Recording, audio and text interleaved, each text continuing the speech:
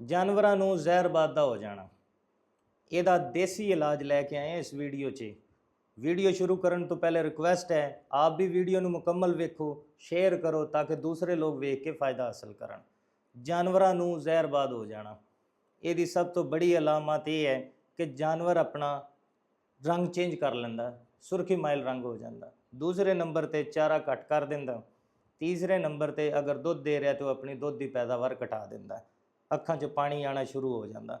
ਇਹਦੇ ਹੱਲ ਵਾਸਤੇ ਨੁਸਖਾ ਲੈ ਕੇ ਆਏ ਹਾਂ। ਨੁਸਖਾ ਆਸਾਨ ਹੈ, ਇਹ 'ਚ ਦੋ ਸ਼ੈਵਾਂ ਸ਼ਾमिल ਨੇ।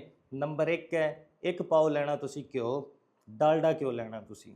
ਦੂਸਰੇ ਨੰਬਰ ਤੇ ਲੈਣੀ ਕਾਲੀਆਂ ਮਿਰਚਾਂ 50 ਤੋਂ 60 ਗ੍ਰਾਮ। ਤਗੜੇ ਜਾਨਵਰ ਵਾਸਤੇ ਇਹ ਖੁਰਾਕ ਹੈ। ਇਹਨੂੰ ਕਾਲੀ ਮਿਰਚਾਂ ਨੂੰ ਗ੍ਰੈਂਡ ਕਰ ਲੈਣਾ ਅੱਛੀ ਤਰ੍ਹਾਂ, ਬਾਅਦ 'ਚ ਘਿਓ 'ਚ ਮਿਕਸ ਕਰਕੇ ਤੇ ਜਾਨਵਰ ਨੂੰ ਦੇ ਦੇਣਾ ਤੁਸੀਂ। ਇਹ ਜਾਨਵਰ ਦੀ ਇੱਕ ਖੁਰਾਕ ਹੈ। ਇਹ ਅਮਲ ਤੁਸੀਂ 4 ਤੋਂ 5 ਦਿਨ ਕਰਨਾ ਹੈ।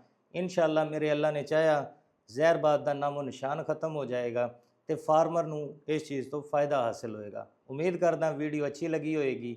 ਸ਼ੇਅਰ ਕਰੋ ਤਾਂ ਕਿ ਦੂਸਰੇ ਲੋਕ ਵੇਖ ਕੇ फ़ायदा हासिल ਕਰਨ। शुक्रिया।